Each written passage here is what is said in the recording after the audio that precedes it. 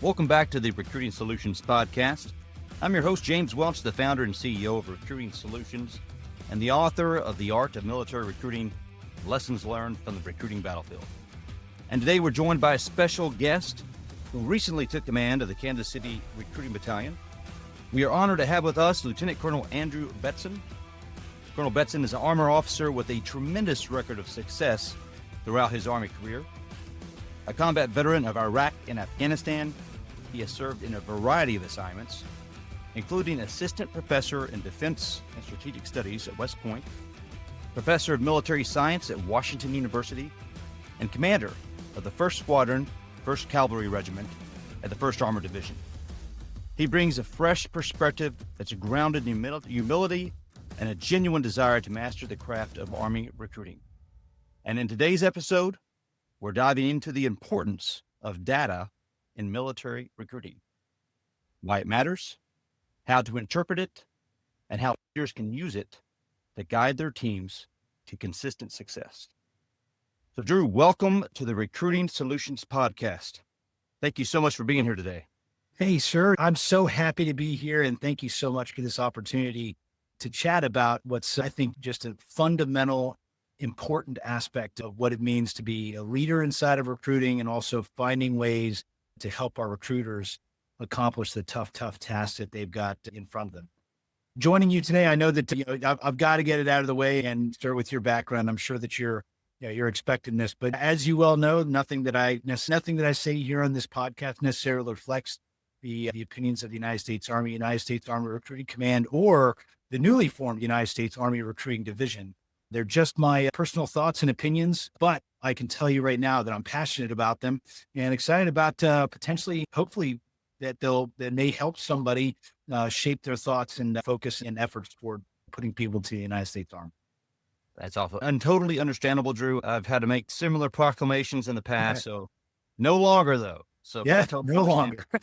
And good on you. And thank you so much for your service, by the way. First of all, a career of great service to our nation, and obviously continuing to serve in this capacity is really special. Oh, thanks, Drew. I sure appreciate that. And I'll tell you what I do appreciate is just your enthusiasm for recruiting and recruiting command. Man, it's palpable. And if I can feel it over the phone and through a computer, I know that your soldiers and your team can as well. So it's a pleasure to have you. And of course, as I mentioned in the intro, you just took command in July, right? So you got a few months under your belt. Yes, I do. You're just starting this recruiting journey in some regard. How are things going for you in the mighty Kansas City Battalion? They're going well. It's been facing off with just all of the changes that are happening. You know, anytime you've got a change of leadership inside of an organization, it can be a tough time of change. The organization has to understand the way that I will approach things differently from my predecessor. And of course, we actually also recently add the command sergeant major switch out. All of these things, a natural part of the change that happens inside of Army organizations.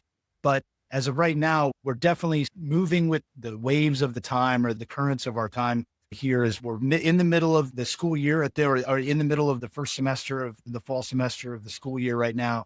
So, jumping in and trying to monitor the way that we've been finding success after coming out of the tough summer times is kind of where we're sitting right now. And it's a fun thing. It's a challenging approach for an organization, challenging approach as an individual, but it's going well so far.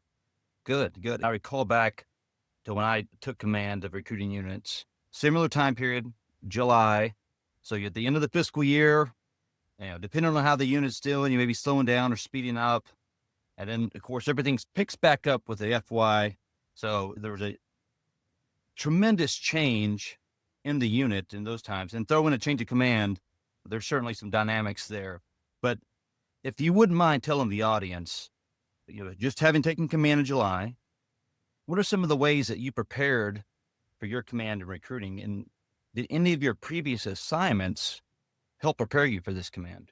Yeah, great question. Yeah. So knowing that I was going to be coming in during that time in the summer, there's a number of things. I was just coming out of commanding the 1st Squadron of the 1st Cavalry Regiment.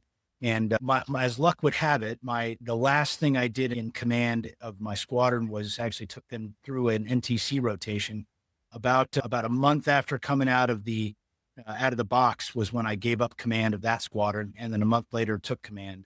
So a lot was on my mind as I was finishing up there at Fort Bliss, but nonetheless, I knew that I had to get my mind right as I was going to be jumping into this organization in preparation for really kicking off the school year. So when I look back, of course, I did a number of things. I reached out to my command sergeant major, established a relationship, which I think was really good. That there's two things that I think really stuck out for me. One of the things is I tried to find literature on the topic. So I found your book. I read your book, which definitely set me on the path and really shaped a lot of the things will be the way that I think about what we'll talk about today. And then the second thing was I wanted to develop something that would guide the way that I would address my organization right after I took command. And it's something that I've done for my last two jobs, both in squadron command and also when I was the professor of military science in St. Louis. And is developing kind of a mantra or a couple of words that I knew would keep me on track and keep me on message. And for those, I developed what we call the War Horse Watchwords. And for me, I have to have something that can help me remember and keep me on track. So it's KCR, it's knowledge, courage, respect. It also happens to be KC Recruiting, Kansas City Recruiting. And the knowledge, courage, respect, as I broke that down, the knowledge, each of those components has a subcomponent to it. And knowledge is know your craft, know the community, and know your calling. Courage is there's physical courage and moral courage. And then respect is respect others, respect yourselves and your families, and respect the brand. Key thing there was knowledge and knowing the craft. That first thing I knew that coming into this organization after my experience through pre-command course and just thinking about the challenges that we had ahead of us, rebuilding and continue to get recruiting on track with everything that was going on in the country.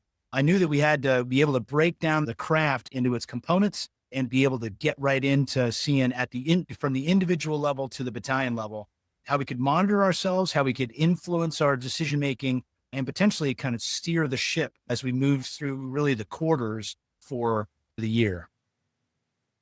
Well, first of all, thanks for mentioning the book. I appreciate that. He is not paid to make that endorsement, I promise you. But I'll tell you what, it heartens me to hear that, Drew, because many years ago when I first took command of the Peachtree City Recruiting Company, I was looking for the same thing, looking for literature, something that could help kind of guide me as someone new to recruiting. I never found it. Years later, when I was stepping into recruiting battalion command, I did the same thing. I was hoping someone would have written something by then, and they didn't. I began taking notes. Like, hey, what are some things I would have liked to have known when I stepped into a recruiting command role? And that's what you have there with the book I wrote. So I'm glad to hear that it's helping people out there. And I really like your watchwords. That's fantastic. And obviously something that everyone can commit to memory pretty easily. But the know your craft piece, that resonates with me a lot. Because what I find in recruiting, and again, I've been recruiting a few times now, oftentimes we'll have officers that come to recruiting, and they almost surrender the recruiting side of the house to NCOs. And I don't think it's menacing. I think they just feel like, hey, the recruiting NCOs know better than me. I'll let them handle that. I'll cover the administrative side of the house, which I think is a recipe for failure. I absolutely agree. So you having that zeal to understand your craft and get after the passion, I think that's the right way to lead. It's going to set you and your team up for success. And as you've begun to learn the craft, both in your preparation and your first few months of command, what would you say are some of those things that have stuck out to you that you may not have expected prior to taking command of a recruiting battalion? Yeah, one of those challenges, and just like you thinking about a leader, I was really trying to understand what is my role? What is the role of the commander coming in? And of course, then what would be the role of my subordinate commanders? So trying to understand the craft was critical. And then the more that I was thinking about it, what's led me down the path that I've got, and really it emphasized the aspects of data for me. As I was comparing my last command with this command, the way that I started to look at it was that command and forces command, which is for those that are listening to this in terms of the sales, or for us for forces command, is our organizations that are fighting that can potentially be deployed to fight our nation's wars. In forces command, what I found was that the calendar is driven by a training schedule, which is usually built around key training events. and the organization maneuvering through. There are production aspects with it that are within the organization, but the organization itself is free. It's generally free flowing as a large scale organization. And as I started, I'm a big sports guy. So I started thinking about it in terms of sports. And really what I started to realize, I started to kind of get a sense that Forces Command in this free flowing sense is kind of like hockey or basketball. There's line changes and there's stoppages and there's obviously plays that are involved in here, but it's definitely more free flowing. Whereas baseball and recruiting command, it's much more discrete. That baseball is a series of discrete events. There's one pitch, there's one batter, from a pitcher to a batter. And so thinking about recruiting command was, I started to get a sense, okay, each recruit that comes into the Army has got a recruiter that reached out to the recruit using some type of contact method that was then shepherded through an interview and then processed and then ultimately made it across the floor. So more and more, I started thinking, okay, there's this discrete nature to USAREC that is different from anything certainly that I've ever done. And so starting to dig into that and trying to find, what is my role? How can I use this data to help our recruiters get their job done?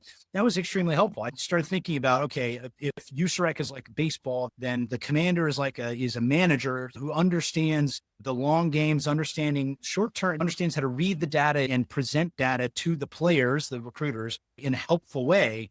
And then over the course of time, be able to shape, if it's a baseball, if you're a baseball fan, you're going to follow along with me really well, but shaping the series with another team or shaping the long game so that your starting pitching rotation is good and you've got your right batter in the right spot against the correct handed pitcher and all those things. That's where that started shaping the way. So that's where I really started to dig in, and with the help of a solid command sergeant major to be able to help me understand how to read the data, that started providing me tools to actually start helping the organization. Yeah, and that's powerful. And again, I go back to when you have a commander and subordinate leaders that take the time to understand recruiting and understand the data, man, that allows you to see the recruiting battlefield much, much better than just sitting in your office doing admin tasks and demanding that your recruiters do better, right? Absolutely. Yeah, sometimes it feels like it's just, if you sit back and all you're doing is saying, do better, do more, work harder.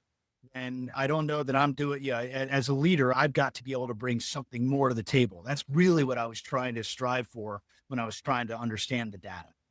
Yeah, it's important. And, and what I've seen, Drew, is you've got some folks that just ignore the data altogether, which not a good thing. Then you have some people, they are just almost paralyzed by the analysis, right? And of course, me being a military intelligence officer by trade, I was very accustomed to data, and I saw that happen to people. They would get bogged down in so much information, they could not give the commander an enemy course of action, right? Yes, So you have that side of the house where you're overwhelmed by the data and you're paralyzed and you don't take any action. And in the process, you paralyze your unit. Or you've got some guys that overcorrect a little bit too much. Yeah. And they chase every metric. They don't really understand the context. And they're using that as just to hammer their people, which is not a good thing either. So I think there's a fine balance between understanding the data, using it to see the recruiting battlefield, and then take appropriate measures without either paralyzing or burdening your unit. Yeah, absolutely. There's definitely those extremes. And again, as I was thinking through that, you can't, if you get the folks that are trying to chase every little bit on a weekly basis, that's when you'll exhaust the organization, because you're starting to yank one way or the other too quickly. But like you said, yeah, definitely have seen cases in previous jobs and sometimes where data can be overwhelming. It can be scary. It also can seem like fog sometimes, because you'll be seeing the data, or data can be presented and it can be twisted in ways where it's not necessarily creating more clarity. It's actually creating more fog and friction. But yeah, I think that's definitely, for me, I was trying to find out, how do I, as a leader, how do I leverage the data? And then knowing when the data is it just to evaluate past performance, and then finding out how data can be predictive. And of course, then what's the intersections of different pieces of data that can be used to leverage the organization and get the organization moving. Yeah. And same for me, right? I had previously seen leaders, both subordinates and commanders of mine, who would I mean, every piece of data was important. Well, if every piece of data is important, that means my recruiters are focused on 30 or 40 different things instead of the things they need to be successful. So I always try to pare it down to just a couple of things that were really important. And that way the recruiters could focus on that, right? So Absolutely. as you've been in command, what have you found to be some of the most important data points that you're looking at? Oh, yeah. So, yeah, that's a great question. Because, like you said, for trying to see who's looking at which pieces of data, or, well, just understanding what data is important. And then also trying to say, okay, who's going to have ownership, or who's going to be looking at which parts of the data is also something that's helpful. Is there somewhere where the commanders or should the officers be looking in one direction, and then the non-commissioned officers is the commander looking in one spot and the first sergeant looking at another spot to influence the organization? And then back at the end of the day or at the end of the week, when we take a deep breath, sigh off that week or that recruiting month, sit back and look at it together. I think that's key. For me, the key things that I started trying to understand is thinking through it like, if we think phases of the operation, or in doctrine, we have the recruiting functions. The start point for me was, okay, what are some pieces of market intelligence that can actually help us? There's a lot that's already there, and very much we have the Army recruiting side, and this is for anybody, for military recruiting, but also for the sales side, finding those key points of consistent data that the team can tap into is really good. For me, the one piece from the intelligence side that I've consistently come back to, particularly in an area where I'm trying to increase our market share, was just that, is understanding the market share. So for me, market share analysis, really, I'm breaking down if it's not an enemy, it's just competitors inside of our area of operations. We're trying to find out who might be joining the Department of Defense, that choosing the Army and maybe choosing the Reserve over the National Guard. I'm trying to find out, okay, how are we doing again as we start to segment the market? How are we doing in our markets with our key competitors? So for me, looking at market share over time, ensuring that we're comparing apples to apples, that I think that's number one. It's been really influencing some of the ways that I think. Number two is the MAP, the mission accomplishment plan, and conversion data.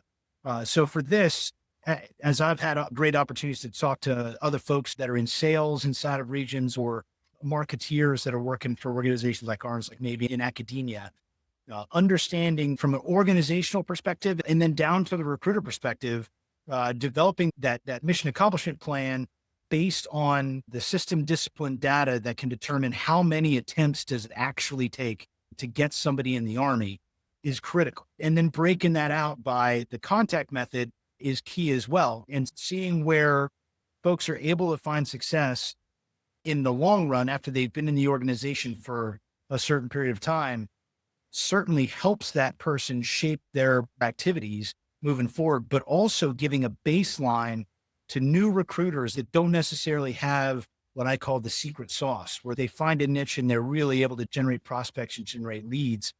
If some recruiters have to really start with that baseline data to ensure that they're making their requisite attempts in the contact method that's appropriate in order to get down through the conversion data. And then, of course, understanding conversion data is also key. Helping recruiters understand that if they have a 40% conversion data from their funnel, from the test line to the floor, and they have 5 people in their funnel and 2 people have tested and gone to the floor, then when you ask them how many contracts do they have left in their funnel, the answer is 0. And I know that went deep into a hole for our audience there. For some of the folks in sales and with us will definitely understand. But understanding conversion data, both in the general sense, what the law of large numbers tell us, and then also taking that down to the individual was key. And then the last two is processing. In processing for me at the battalion level, understanding what the flash to bang is from contact to contract, and then just seeing what the disparate flash to bang is among our subordinate elements, and then being able to find out who is outside of what is the natural flash to bang. So it provides insight on whether or not we're owning the process, like your book talks about. And then finally, our future soldier data in Army recruiting. For the audience, I know that you well know, but once we get a contract and we're trying to get somebody from swearing the oath and signing the contract to actually shipping, retaining those future soldiers from contract to ship in the delayed entry program, watching that data is also critical for us, just to ensure that we're not losing all the hard work that the recruiters have put into. So all that coming back, sir, it's market share, the mission accomplishment plan compared with conversion, processing, and future soldier loss rates. Those are probably the key things that drive the way that I think about the organization on a daily basis. Yeah, absolutely solid, man. And first, let me say this, there are actually some good parallels there with civilian sales. I was just talking to a civilian sales colleague this week and talking about some of the things that we saw in recruiting that might be helpful on the civilian side. And one of them was having that understanding of market share and being able to visualize, hey, where can I focus my efforts to be more effective and more efficient with my time? And it resonated. I mean, she totally got it when I explained it. I said, yeah, that's exactly what we need. Right. So there's some good parallels there, but you hit the nail on the head with all of those. And in particular, the map and the conversion data for me is, I really focused on that. Not so much to hammer people, but I kind of use that as a guide. So at the battalion level, I was looking at the company maps on a day-to-day basis. At the brigade level, I'm looking at the battalion maps on a day-to-day basis. Not so much to beat them up, but to understand, okay, who's having some trouble, what might be happening in that unit. Maybe I need to call that commander and have a little talk about how can we help you? Certainly. Yeah. For us, we do a weekly prospecting AAR on our Thursdays. We're discussing whether or not that's the right time. We're trying to decide if it's better to have it on Wednesday or Thursday. But our prospecting AAR, the key things that we started, it was a great TTP implemented by a command sergeant major. It takes a look at the full process from the attempts per recruiter per day on average for each of the companies. And then it looks at the appointments made to the appointments conducted, the test. And so we're looking across all of the elements of the process. And for the way that my command sergeant major and I kind of tag team it is I focus on the recruiter effort, the attempts per recruiter per day, and the makes and the conducts. And then my command sergeant major is really focused on where it turns into a real person, a human, which is that test to test pass. Now, where I'm still developing is the quality aspect. I know that you've mentioned in both your book and also kind of in our conversations, just trying to find how we're getting after the quality is something that is certainly shaping the way that our first sergeants are really digging into each of those recruiters and what everybody kind of owes to the team. Yeah. So first of all, that distinction between you and your command sergeant major, that's golden, right? That's a great way to kind of differentiate. Okay, you look at this side, I look at that side. You can apply some effort to both of those areas. And on the quality side, it's twofold. I think it falls into both of those categories. It's quality in terms of, are you getting real data in the beginning of the map with the appointments made? And, I got to where, and I trained my subordinate commanders to do this as well, drill down and look at that person with whom the appointment was conducted. What details do you have about them? Where was it conducted? If it was a high school student, that appointment should have been conducted at high school, right? It needs to be conducted with a parent or guardian, those sorts of things. So quality to make sure I'm getting actual good data into the map. And then, of course, the other part of it is at the test line, all right, what are the results? How many failures are we having? How many alphas? And now we can kind of determine, where is this recruiter prospecting? Are they going down to the juvenile delinquent hall? Or are they talking to students at the college or in the AP classes, that sort of thing? So figuring out ways to do that, I think, is important to make sure that we're getting the right people into the map and we're not wasting our time on prospects who aren't going to make it through the process. Absolutely. For me, the other thing that you talk about kind of where the recruiters are and then who is the one that's enforcing this and who's the one that's looking into this. And this is where some aspects of some previous coaching that I've received on leadership really helped me out, because it kind of links us to this natural thing that if we're thinking about data, your data is only good as the inputs, right? So everything that you're talking about, it fundamentally assumes that leadership is engaged and digging into the data. But of course, on the flip side, that the key thing that I started seeing just as an outsider coming in here was understanding the importance of what's being brought into the system from the individual recruiters, right? I think that the system discipline is so paramount, is so important for us to help us understand that. Yeah. And I think that's kind of the double-edged sword about the map is that you may have a leader who's trying to do the right thing. Their map's a little off kilter. And now they're going to say, hey, here's our go home criteria, right? Everybody's got to make this appointment. Yeah. Of course, the danger there is you're going to get some false data or some ghost appointments that are put into the system. And if a guy's been working 12 hours that day and they're just ready to go home and see their wife and kids and go to sleep, okay. But again, it's a balance between making sure you're getting the numbers you need, but you're not pushing your guys to the point where they're going to put in some data that's going to manipulate or distort your map and thereby inflate that conversion data and cause the requirements for the individual recruiters to rise. So let me ask you this. You had a system discipline critical. How have you attacked that, or at least got after that while you've been in command?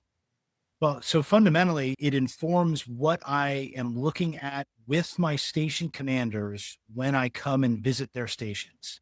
So obviously key to that is the fact that getting out on the road, going out there and seeing the station commanders and seeing them in their territory and digging, kind of seeing them in their element is fundamental. But the other thing is that, and my team will probably share with you that this is kind of the cotton wind of this, but when I get there, it's not a morale visit. It starts and ends as a morale visit, but in between, it is a very, very deliberate look with the teammates. And this is where I'm with my station commanders. And there's been a couple of times that I've done it with the recruiters where I'm accessing our central system in the United States Army recruiting. We call it Recruiter Zone, but accessing this system with the organization to be able to see, hey, this is what I'm looking at to determine what exactly I think your strengths and your weaknesses are. And so first having them see the boss open up their numbers in front of them, that was number one. And then from there is also trying to really break into not just what the effort or the attempts number baseline is, but being able to see and understand what each of those attempts, how they're broken apart into each of the different contact methods, and determining, are we actually seeing where the gray is, it's a fishing analogy, right? If I'm searching for active duty or if I'm searching for reserves, then I'm looking for two different types of fish. If I'm looking for them in a certain area, I might be looking for them in a certain area of the pond. That might be which zip code I'm going into. I've got a certain type of cast that I'm doing and a certain kind of lure that I'm using. That all kind of translates into contact method that's there for those recruiters. And so being able to show them, because they're grinding and they're getting after it and getting to 60 to 65 attempts per day. So for them, the day-to-day can feel like a bit of a grind, but be able to take a big step back and show them, hey, based on your numbers, assuming good system discipline, you're making a phone call to a high school senior is probably, if you had to pick one thing to do while you're sitting in the recruiting station at 1600 or 4 o'clock in the afternoon on a Wednesday, the one thing you should probably do is pick up a phone and call a high school senior and then follow up with a text message and kind of work out kind of those words.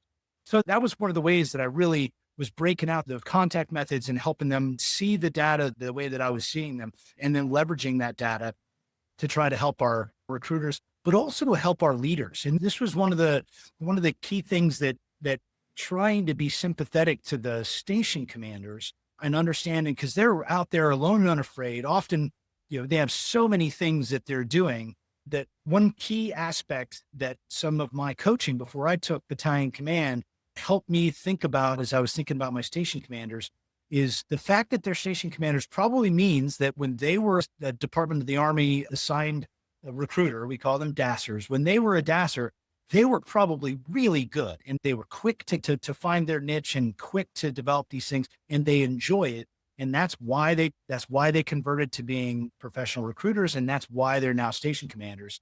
Sometimes the station commanders can if they're remembering themselves as DASSers, they're probably remembering themselves at the end of the time that they were a DASSer, not at the beginning when they first started and they were trying to figure out this recruiting thing, but also helping them understand that if they're a professional recruiter now, it meant that they were already fundamentally pretty good at this. And so helping them realize that not all of the recruiters are going to have that natural talent or that natural niche that they had. And so with some folks, it may take longer to really drive the fundamentals, the blocking and tackling, the X's and the O's, understanding what the context methods were, divided out, and then helping them understand that all the hard work you're doing now is not going to pay off until 60 to 75 days from now. So if you think about, if you're having success now, it's because of what you did 2 months ago. And if you're still working hard today, you're still not going to enjoy that success for another 2 months. Those were some of the things that really drove the way that I interacted with the leadership as I was moving around and doing that battlefield circulation. Joey, that is so powerful for a number of reasons. Number one, when you show up to a station or subordinate unit, some leaders will say, "Oh, I'm not being disruptive."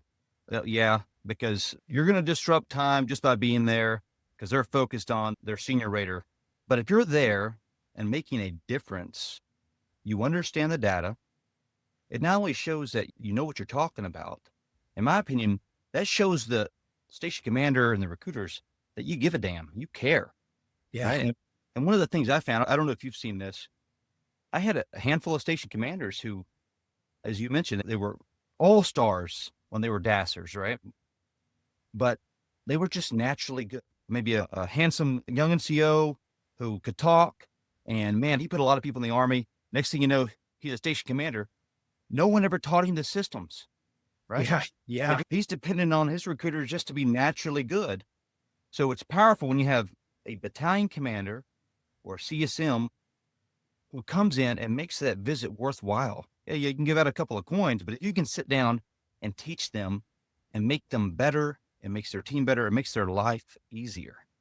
Oh, yeah, absolutely. And, for some, and this was, as I think back to being in this organization, I've thought about what a great Army career I've had and then what great training and education I got. And I really think about as CGSC, some of the concepts that I learned in the leadership course in CGSC. I was in the Art of War Scholars program in CGSC, which our leadership block was modified a little bit even. It was really, really great and helped me think about organizational leadership, organizational change, and some of the things that you can start to see. And if you've got some folks that are a little bit slow, if you're trying to change that culture, there's a natural process that a leader can accept as they're going through it. And so anticipating it is something that it is helpful. And you may have already mentioned a little bit of it with the ghost data that some folks will start putting in just because they're looking to see if they can just go ahead and get home on Friday because they're really excited to have a nice weekend. But ghost data can be really bad. So the first thing is to be expected is kind of this resistance, particularly if you got an organization that's like, or if you got maybe station commanders that they don't fully understand how the converge all works because it kind of came all naturally to them. There's going to be an initial resistance potentially from that population. This is, of course, the critical nature for the leaders to come in and being lockstep with their right-hand man. And like I said, I've got a great command sergeant major and we're able to really speak with the same voice on this. But that naturally, there'll be a little bit of that resistance. And then the next thing to expect is that it's called malicious compliance. It's one of the most important things I learned when I was at the Command and General Staff College is this idea that you were talking about, that I'm going to start putting in ghost data because they told me that I had to have 65 attempts per day. Therefore, I'll give them 65 attempts per day. Of course, malicious compliance is not necessarily quality attempts and not really getting after it. But over time, and I went through that with one of my companies, we were seeing a huge spike in individual effort to the point that by the pure numbers, this the hardest working organization in all of the Army, if you really looked at the individual recruiters' attempts. But then what we started to see is, okay, I was starting to sense a little bit of buy-in. And so now the attempts started normalizing and getting back down to about where we kind of thought they were. And then as this predictive analysis starts to actually play out, and you can show, this is an important thing that we're able to do, is really show in the data, if we're looking at our contracts right now, and you can look at the attempts that were being made 60 to 75 days based on a hardcore flash to bang analysis, you can relate and you can adjust it 60 to 75 days based on whichever organization it is. You do that hardcore comparison. Hey, here you are now, and this is a result of this hard work. Now let's compare what you were doing 60, 75 days ago to what you're doing now.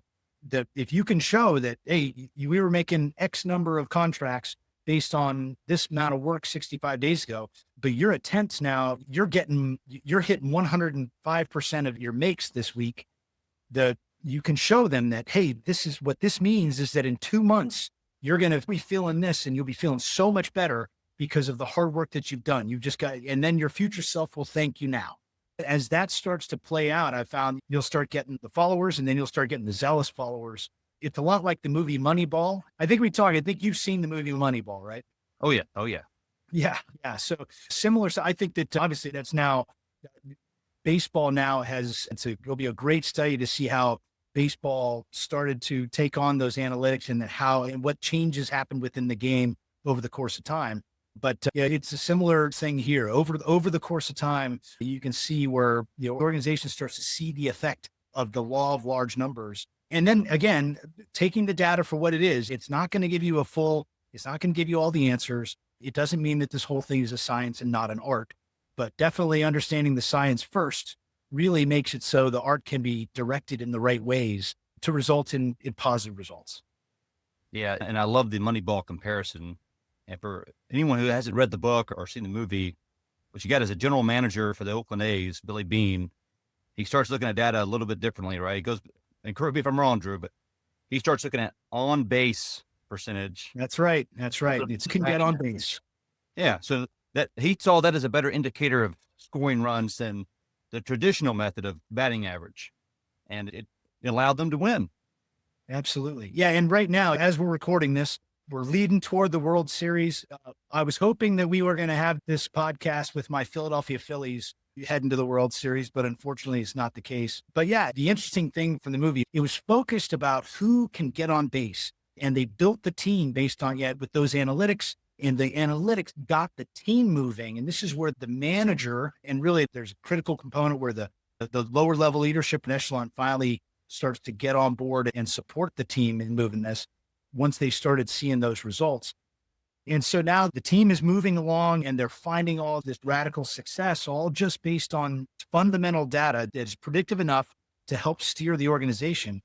But the great thing and this is what I'll tell any recruiter that's listening to this, that's hung on this long and thinking about it, and the fear of sounding like we're talking about young, innovative, and strong individuals that can get stuff done, just as a pure numbers. The thing in the movie Moneyball, and spoiler alert for anybody that hasn't seen the movie, in the end, that all of the team was built over this fundamental law of large numbers statistics. But in the end, something fantastic happens. An individual's performance at the end of the game is completely unexpected out of what everything was expected from the numbers. And that individual creates the great victory for the team there. So the predictive analysis and understanding of the predictive analysis, and then leadership leveraging this through effective communication can help the organization move along, but it doesn't mean that it blocks out the opportunity for individuals to push out of the margins of mediocrity and way out into the margins of excellence. Individuals are absolutely able to get out there and absolutely able to shine. And particularly if the rest of the organization is driving on and they know their craft, and everybody's rowing in the same direction and everybody's noses are pointing the same direction, then the organization will just get better and better and better. Yeah, just wonderfully said. And I really like it. This thought's popped in my head a couple of times throughout some of your answers. And one is the difference between the lagging indicators and the leading indicators. And I think sometimes we allow ourselves to focus on those lagging indicators, which might be good for an eval or something like that. So many months of mission success, but they don't really help you predict what's going to happen in the future. And you made a great point about identifying the leading indicators and explaining that to your subordinates so that they understand, hey, here's where I need to focus. And if I do this, that's going to be an indicator of success a month or two down the road. A lot of leaders don't do that. They get hung up on the lagging side. Well, if they've been good in the past, they'll be good in the future, which is not necessarily true. Yeah. And it also helps the leader understanding lagging, leading, and also thinking in you have to be constantly thinking in the past and the present and the future simultaneously, and understanding that some things are going to take time. For instance, right now, our organization, we're adjusting some of our efforts to ensure that our prospecting is focused a little bit more on the Army Reserve. We've got great Army Reserve units inside of my area of operations here in Kansas, Missouri, and Southern Illinois. And the market analysis is showing that there's potential out there, and I'm falling a little bit behind. There's general growth across of DoD, And my organization is growing too, but the rate in which I'm growing, I can see certain areas where I can do that hardcore comparison. Okay, there's general growth inside the area, but my growth rate is not maintaining pace with the general growth rate. And then I segment and I look, okay, if I'm looking at my part-time Army, in some areas, the National Guard is doing exceedingly better than I am. And that's helpful information for me. And what that's resulted in as we're breaking down our mission and understanding what it is that we've got to do for our higher organization, I've now directed that there's certain things that's got to happen. But the key here is that if you don't understand the data and you don't understand the intersection of the increase in prospecting in accordance with the contact method that has been directed toward that particular fish in that pond, that you go back to I'm now mixing all kinds of analogies. But if I get upset that I'm not seeing immediate results within 30 days, but because I didn't go back and understand that my flash to bang data is going to tell me that actually anything that I started 1 month ago, I've still got another month before the data says that it's going to bear fruit for me. It also allows the command to stay calm when they're not seeing immediate results and to help steer this ship. And like I said, I think about a baseball manager sitting at the end of the dugout and the other team guy hits a massive 3-run homer that basically renders this game over. Well, the manager might be sitting there and maybe doesn't even make a facial expression, because the manager is managing it. He's thinking about that series, or he's thinking about that month, and he's thinking about shaping the organization toward the last kind of a couple months of the season in preparation for the playoff. So it helps calm the command. It keeps everybody working together and rowing together toward a shared objective. Yeah, no, it's powerful. And I'm going to go back to something you briefly mentioned earlier about the art and science. So we talked a lot about the science and the data part. There's certainly an art to recruiting as well. And of course, that's not lost on me. Some people they're naturally good salesmen, right? They're just good at it. Absolutely. But if you can incorporate the science with someone that already has the art, man, that's a recipe for success. And if people will understand that, yeah, you might be good now, but imagine how good you could be if you took this data and used it to the advantage of yourself or your team. And I think that's something that some people don't think about. Oh yeah, absolutely. And you might have a recruiter that has got that secret sauce in there, but they don't find themselves kind of breaking out into the elite category where they're the ones that everybody's talking about. They're the ones that there's going to be sent to the brigade headquarters, sent off to the Pentagon to go get that highly coveted special awards that recruiters get.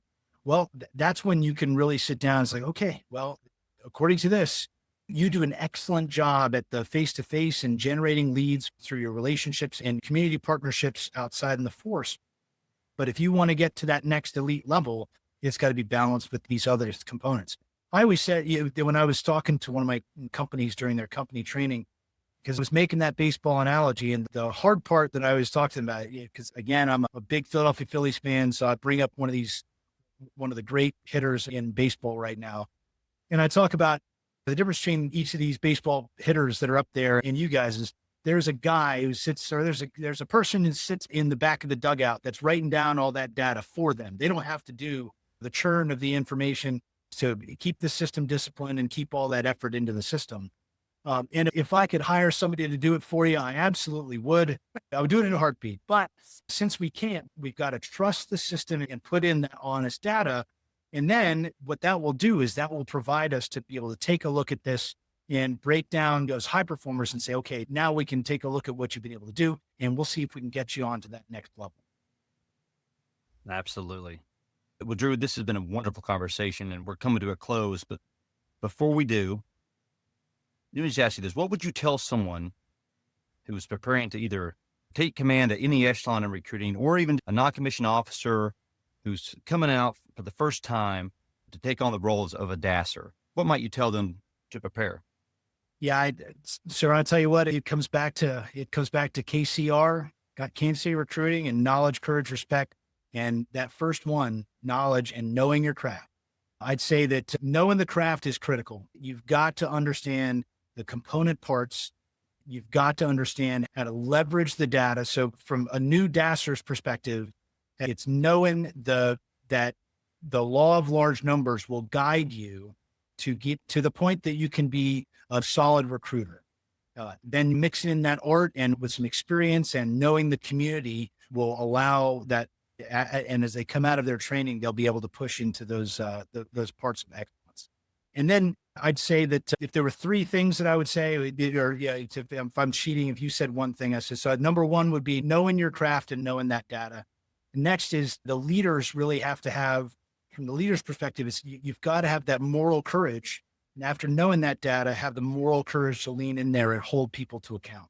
So I think all of that is absolutely a critical aspect. So knowing the craft and then the moral courage to hold ourselves and hold our folks to account, that will allow for the science and allow for that data to translate into outstanding success. That's wonderful. And I tell you what you've said, that should just ring true for everybody in recruiting. Anyone who listens to this really in recruiting or sales, that they do some of the things you talked about, they will be successful. Maybe not immediately, but with some persistent effort and knowing their craft, they will get there. But Drew, the floor is yours. If any closing thoughts before we close this conversation? Absolutely. So the one thing that if I could close the thoughts here is it's to those folks that if they're interested enough in listening to this podcast and truly looking to make themselves better, I could tell you it's worthwhile. It's admirable. I appreciate the hard work that each of our recruiters go through day in and day out, and the leaders that are willing to take on all the components of driving an organization forward, instilling a positive culture, and then helping everybody succeed. I think it's a microcosm of what is great about United States Army Recruiting Command. And I think it's also a microcosm of what's great about the United States Army and all of our folks that choose to don the cloth of our nation and go and fight on the front lines of freedom for all things that are great about the United States of America. Well said, my friend. And I've said it once, I'll say it again. The recruiters are the unsung heroes of the Army, because if they don't do their job, we won't have an Army. Amen. But nonetheless, Drew, thank you so much for your time. I sincerely appreciate you being here. I mean, I've been in your shoes. I know how it is as a recruiting battalion commander, and you don't have a lot of time. So for you to give us the gift of an hour just to talk to us, man, that speaks volumes about your character and your willingness to help others get better. So thank you for doing that. I certainly appreciate it. I have no doubt you and your team are going to reach new heightened levels of success in the future. So I wish you the very best. It's been a true pleasure. All right. Thank you, Drew. And for our listeners, thank you for tuning in to the Recruiting Solutions podcast. If you did enjoy the conversation, I encourage you to pick up a copy of my book, The Art of Military Recruiting, Lessons Learned from the Recruiting Battlefield. It's available now on Amazon. And if your team is ready to elevate your performance in either military recruiting or civilian sales, visit our website at recruitingsolutionsllc.com to learn more about our consulting and training programs. And until next time, after less stress and more success.